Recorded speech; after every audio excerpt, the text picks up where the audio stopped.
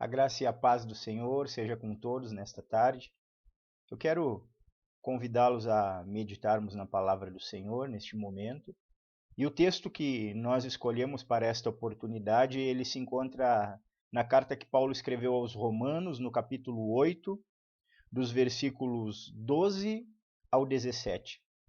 Romanos, capítulo 8, dos versículos 12 ao 17. E nos diz assim a palavra do Senhor: Assim, pois, irmãos, somos devedores não à carne, como se constrangidos a viver segundo a carne. Porque se viverdes segundo a carne, caminhais para a morte. Mas se pelo Espírito mortificardes os feitos do corpo, certamente vivereis. Pois todos os que são guiados pelo Espírito de Deus são filhos de Deus. Porque não recebestes o espírito de escravidão, para viverdes outra vez atemorizados, mas recebestes o espírito de adoção, baseados no qual clamamos Abba, Pai. O próprio Espírito testifica com o nosso espírito que somos filhos de Deus. Ora, se somos filhos, somos também herdeiros, herdeiros de Deus e co-herdeiros com Cristo. Se com ele sofremos, também com ele seremos glorificados. Vamos, neste momento, buscar a face do Senhor, o nosso Deus, em oração? Curvemos as nossas cabeças, oremos ao Senhor. Nosso Deus e nosso Pai, nós chegamos diante da Tua santa presença, Pai. Glorificamos o Teu nome. Te exaltamos, Senhor Todo-Poderoso. O Senhor é o Pai dos pais, o Senhor é o Senhor dos senhores. O Senhor é o Deus Todo-Poderoso, digno de toda a honra e de toda a glória, Pai. Neste momento, Senhor Todo-Poderoso, nós queremos dedicar a nossa oração ao Senhor e dedicar as nossas vidas ao Senhor, Pai querido, bem como queremos pedir, Pai querido, que diante desta dedicação, desta consagração neste momento de oração e neste momento de meditarmos na Tua palavra, Pai, o Senhor esteja agindo nas nossas vidas. Queremos, Senhor, depositar aos Teus pés os nossos pecados, as nossas transgressões e pedir que o Teu Espírito Santo que se move em nós esteja sondando, Pai querido, os nossos corações e verificando tudo aquilo, Pai, que está em desacordo com a Tua vontade, Pai querido, para que possamos confessar e abandonar e termos os nossos corações limpos, Pai querido, para vivermos para Ti, Pai querido, e para recebermos esta porção que vamos receber da Tua palavra. Pedimos, Senhor Todo-Poderoso, que a Tua mão, Senhor, seja sobre as nossas vidas agora, Pai. Que neste momento, Senhor Todo-Poderoso, nós possamos, Senhor, colocar não apenas mentes, mas colocar o nosso coração na Tua palavra, Pai querido. E que essa palavra toda poderosa, Pai querido, ela acrescente a nós mais maturidade, mais fé, mais força, mais crescimento nos Teus caminhos, mais disposição para andar e fazer a Tua vontade, Pai querido, nesta vida, Pai. Muito obrigado por tudo aquilo que o Senhor já tem sido e já tem feito nas nossas vidas, Pai. Que o Teu nome seja glorificado pela nossa disposição de obediência e de fé para com o Senhor, Papai. Oramos também de maneira especial nesta oportunidade, colocando diante da Tua presença, Senhor, todos aqueles que são pais, Senhor. Todos aqueles que o Senhor utilizou, Pai querido, como instrumentos, Senhor, para trazerem à vida filhos para a glória do Teu nome, Papai. Senhor, que o Senhor esteja abençoando, Senhor, cada pai que vai estar ouvindo esta mensagem, Pai querido. Que o Senhor esteja formando o caráter de Cristo na vida destes homens, Pai querido. Que o Senhor, Pai querido, esteja fazendo, Pai querido, com que eles sejam pais segundo a Tua vontade, segundo o Teu coração. Pais que pautam a sua vida, Pai querido, na liderança que a palavra de Deus orienta, Pai. Abençoa-os nesta ocasião. Faz, Senhor, cada um, Senhor, e faz da minha vida também um homem forte, um homem comprometido com o Senhor. Homens que estão comprometidos com a Tua verdade, com a Tua palavra, Pai querido, para conduzirem as suas famílias, Senhor, em obediência e fé a Ti, Pai. Usa essa palavra, Pai querido, para consolar e desafiar as nossas vidas a vivermos, Senhor, em obediência e fidelidade, Pai. É o que nós pedimos, Senhor, e agradecemos em o nome de Cristo Jesus, o Teu Filho. Amém e amém. Bem, meus irmãos, no dia de hoje nós comemoramos o Dia dos Pais. É uma data importante, pois, independente do tipo de pais que somos, temos ou tivemos, foi esta paternidade que o Senhor utilizou como um dos meios de nos trazer ao mundo. Além disso, nós temos um mandamento bíblico que determina que honremos os nossos pais. A paternidade humana, ela tem a sua origem na maneira como Deus projetou o mundo que ele criou. E as Escrituras nos mostram que dentre os homens que Deus criou, em sua soberania escolheu alguns para serem adotados como filhos por meio da salvação. Como está escrito lá no Evangelho de João, no capítulo 1, nos versículos 11 e 12. Veio para o que era seu, e os seus não o receberam. Mas todos quantos o receberam, deu-lhes o poder de serem feitos filhos de Deus, a saber, aos que creem no seu nome. O apóstolo Paulo, escrevendo aos Romanos, ele fala um pouco a respeito desta adoção, que é um dos aspectos da salvação e um dos privilégios dos filhos de Deus. Nós fomos reconciliados com Deus por meio do sacrifício de Cristo, tornados membros da sua família e habitados pelo seu Espírito Santo. E Paulo, ele nos exorta por meio do texto a vivermos como tais, irmãos, exercendo as nossas responsabilidades como filhos e usufruindo dos nossos benefícios. Vejamos as implicações que esta mensagem traz para as nossas vidas. Em primeiro lugar, nos versos 12 e 13 que nós fizemos leitura, nós vemos a responsabilidade daqueles que são filhos de Deus. Relembremos o texto que nós lemos. Nos diz assim: assim, pois, irmãos, somos devedores não à carne, como se constrangidos a viver segundo a carne. Porque se viverdes segundo a carne, caminhais para a morte. Mas se pelo Espírito mortificardes os feitos do corpo, certamente vivereis. As afirmações do apóstolo Paulo nos versos 12 e 13 desta passagem, elas têm relação com o contexto anterior, que inicia lá no verso 1 do capítulo 8, onde Paulo vai tratar da salvação dos eleitos, afirmando que não há condenação para os que estão em Cristo Jesus. Paulo, neste texto, neste contexto anterior, ele faz uma comparação entre a lei do Espírito da vida e a lei do pecado e da morte. E a explicação para esse tema é que a lei de mandamentos dados por Deus e que serviram como regra de conduta para os homens desde que foi dada a Moisés, não pôde ser cumprida pelos homens por causa da natureza pecaminosa destes homens. O homem, irmãos, na verdade, nunca foi capaz de cumprir toda a lei. Mas Paulo afirma que a lei do Espírito da vida, ela nos livrou da lei do pecado e da morte. E o que significa isto? Significa que Cristo, ele veio, se fez carne e cumpriu a lei como homem para ser o nosso representante e substituto perante Deus. E agora, aqueles que foram salvos pela graça e estão em Cristo, receberam uma nova lei em seus corpos, que é a lei do Espírito da vida, que significa afirmar que o Espírito Santo agora ele nos dá uma nova inclinação como cristãos, e que essa inclinação já não deve ser mais para as coisas da velha natureza pecaminosa, mas para as coisas espirituais. E o Espírito Santo está habitando em nós para permitir que isto aconteça. Por causa do que Paulo disse antes, é que agora no verso 12 ele afirma que não somos devedores à carne, ou seja, nós não temos nenhuma dívida, nós não temos nenhuma responsabilidade, nós não temos nada a pagar por algo que a carne, que a nossa natureza pecaminosa tenha feito por nós, de maneira que nós fôssemos obrigados com isso a viver de acordo com a carne, de acordo com esta natureza que se inclina para o pecado e para o mal.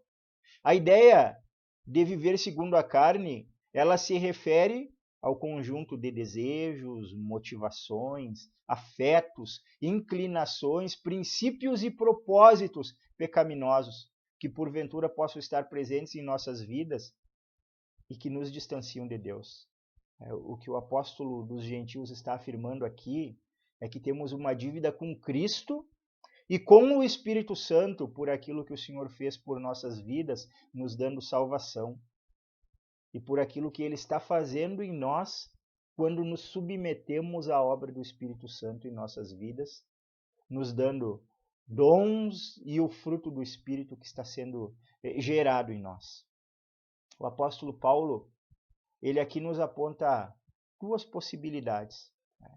E ainda, irmãos, que não haja uma associação direta, nós podemos afirmar que de maneira semelhante Jesus também falou no seu Sermão do Monte, de duas portas e dois caminhos, uma porta estreita e um caminho apertado que conduzia à vida eterna, e uma porta larga e um caminho espaçoso que conduzia à perdição. Há, logicamente, uma certa relação entre essas duas linhas de pensamento.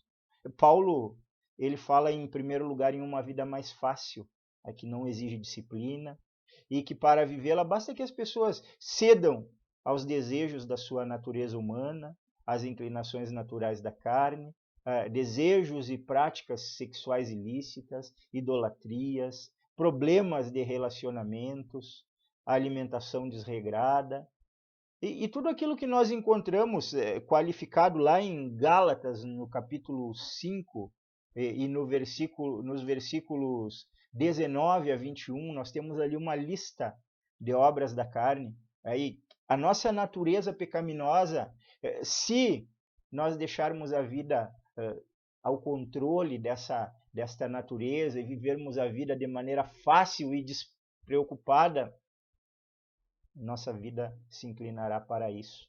E como nós fizemos a associação anteriormente, é a porta larga e o caminho espaçoso do qual Jesus Cristo fala e que diz que conduz as pessoas à perdição.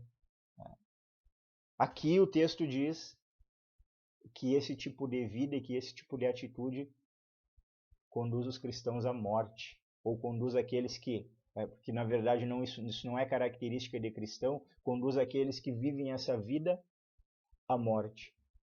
O problema que nós temos aqui, meus irmãos, é que a suposta vida, entre aspas, fácil, ela mata aqueles que a vivem dia a dia.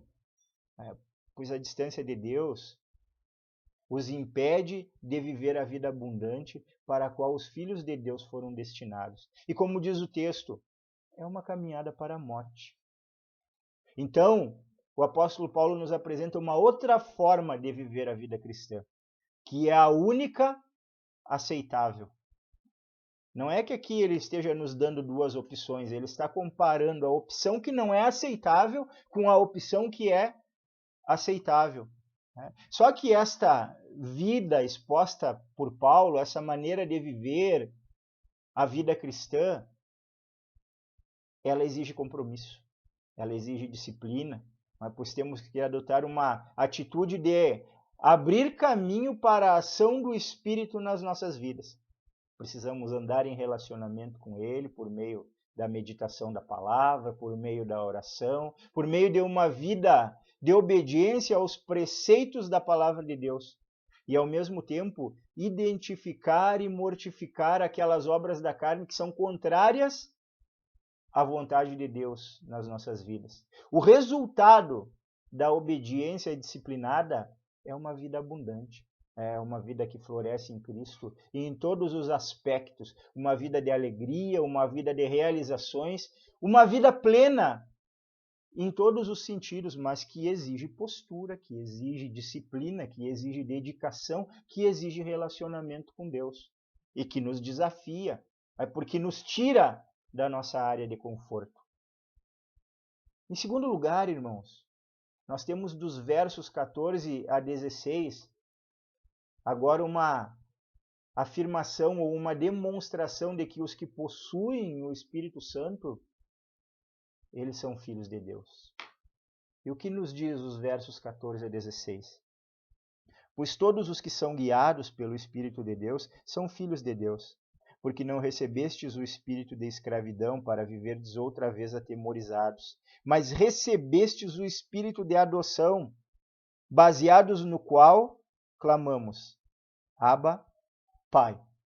O próprio Espírito testifica com o nosso espírito que somos filhos de Deus.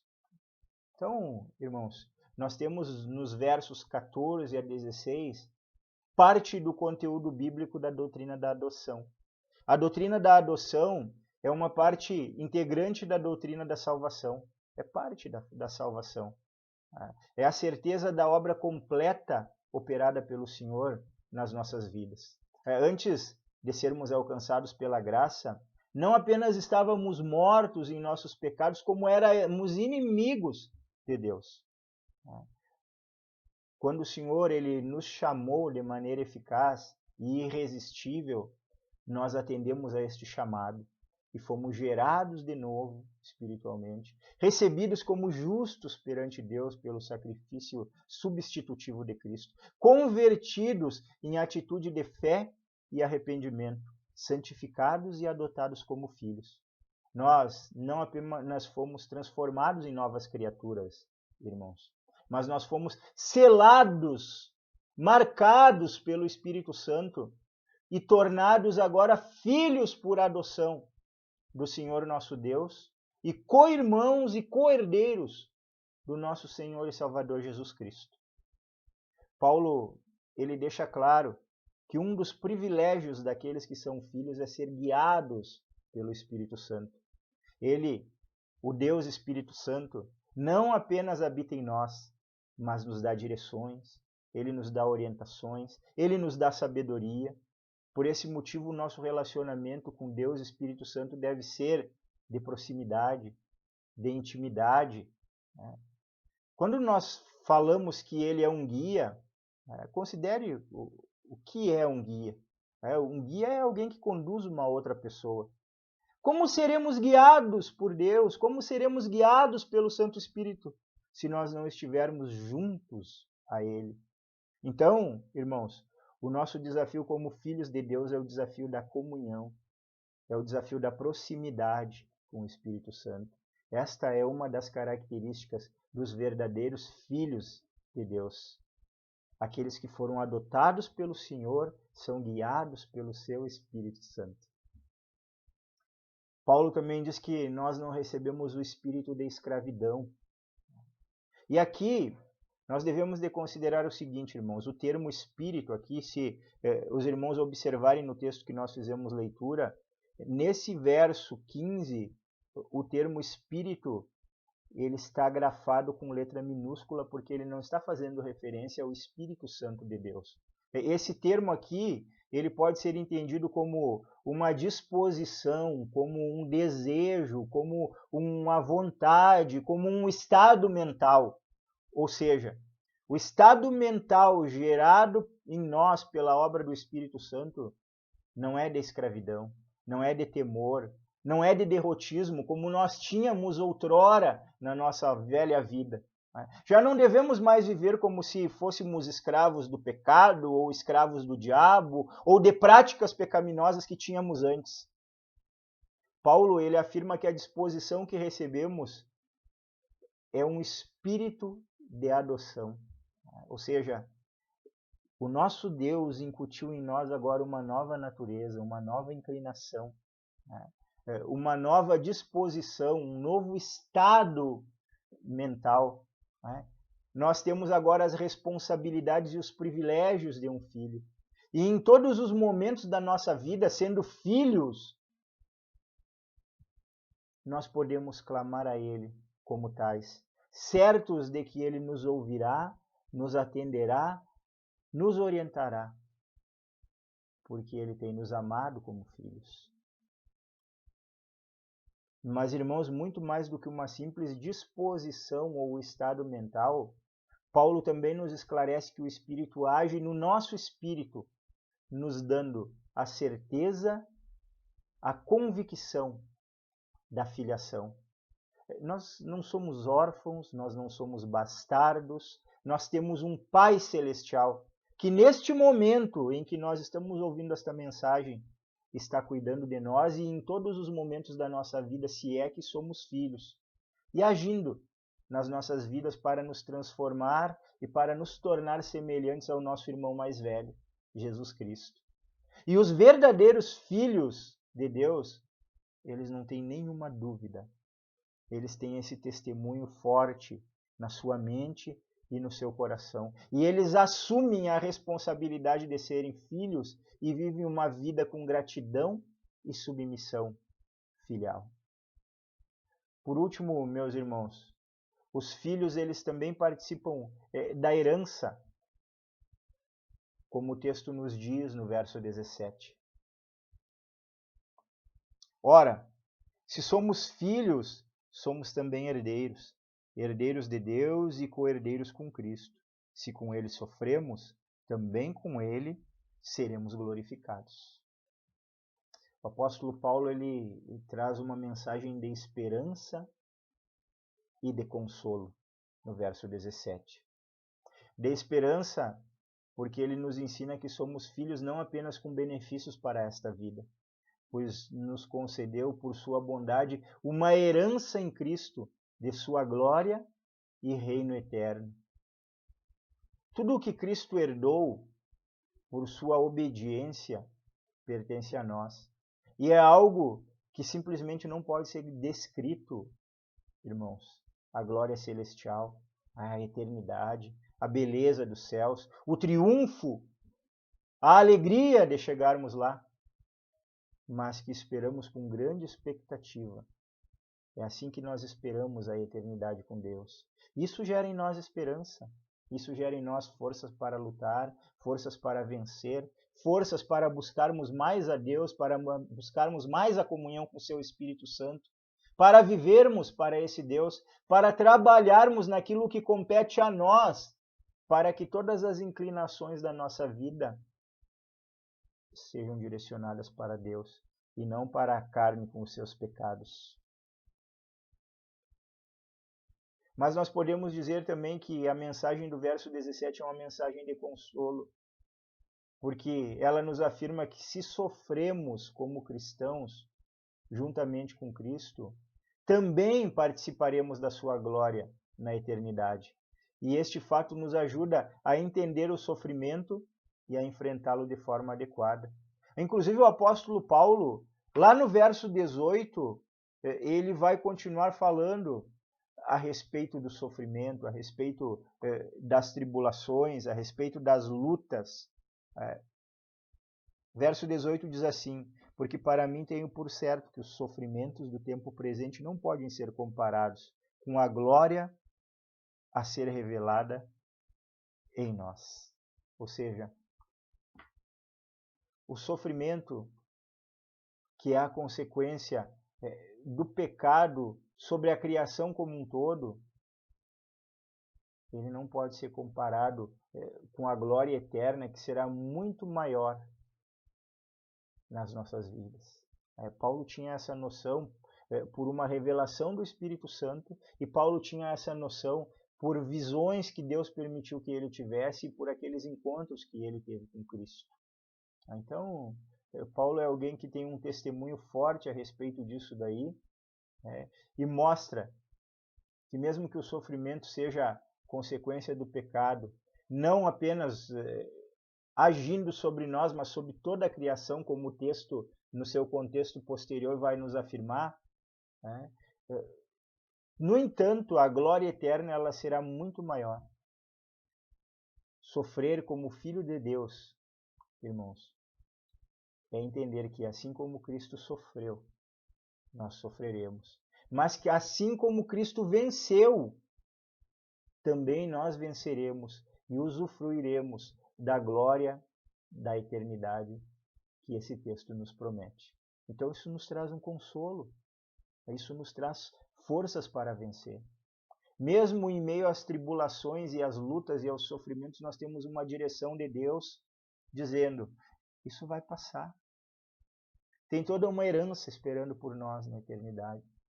E aquilo que acontece com as nossas vidas e que nós, sendo cristãos, nós vamos ver um pouquinho adiante nesse texto a afirmação de que esses sofrimentos que são permitidos por Deus cooperam para o nosso bem, para o bem daqueles que amam a Deus e que são chamados de acordo com o seu propósito. E Paulo nos consolou aqui dizendo também que eles não se comparam com a glória que há de ser revelada em nós no porvir.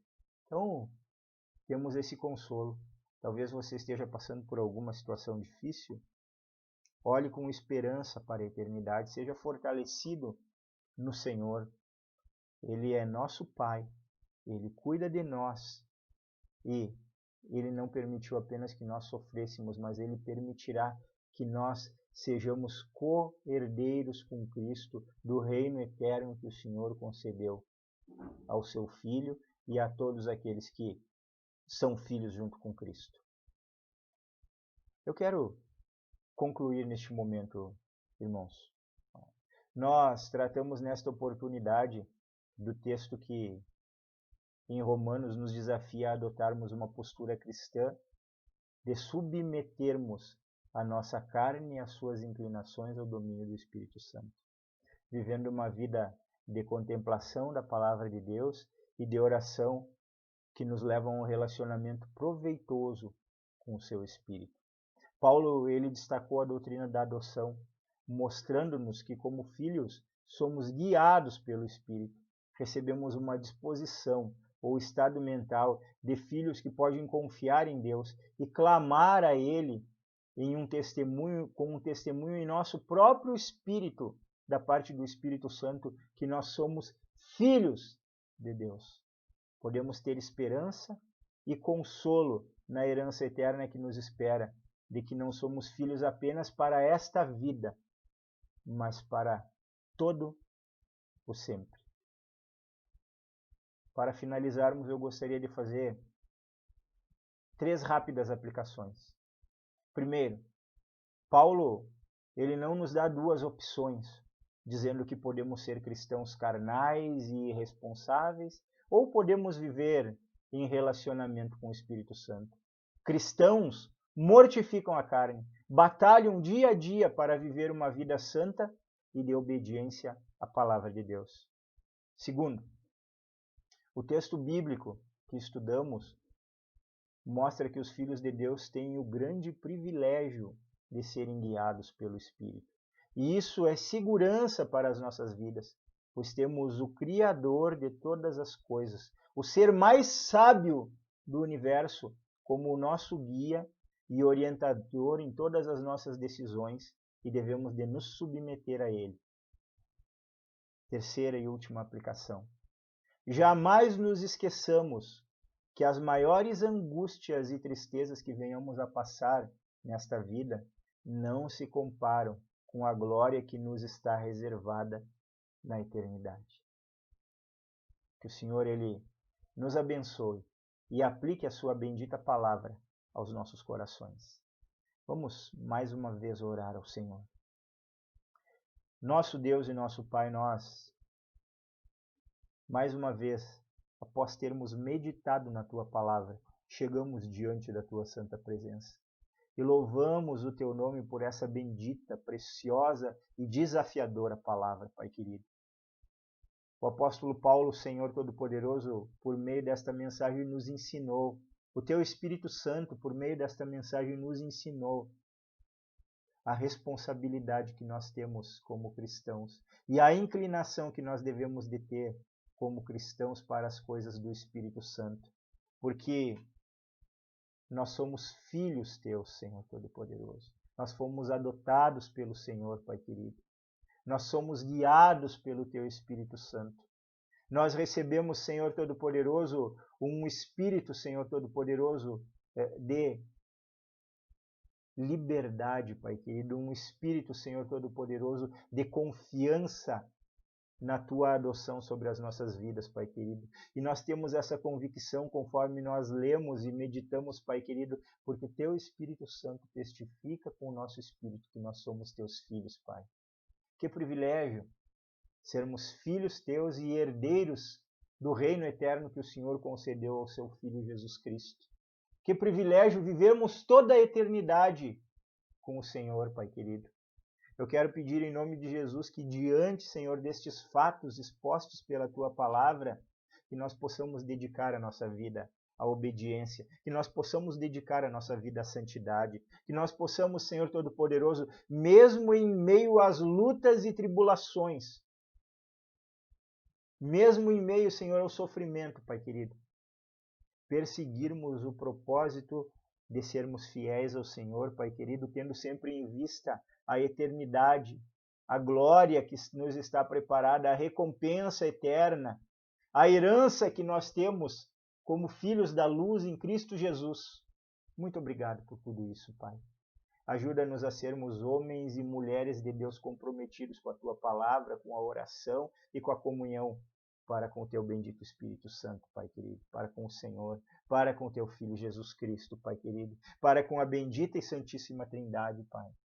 Em nome de Jesus, Senhor Todo-Poderoso, abençoa as nossas vidas. Eu te peço, Senhor, que o Senhor conceda a todos, Senhor, um final de domingo abençoado, que o Senhor conceda a todos, Senhor Todo-Poderoso, uma boa noite de repouso, que o Senhor conceda a todos uma semana de bênçãos e vitórias andando na Tua presença.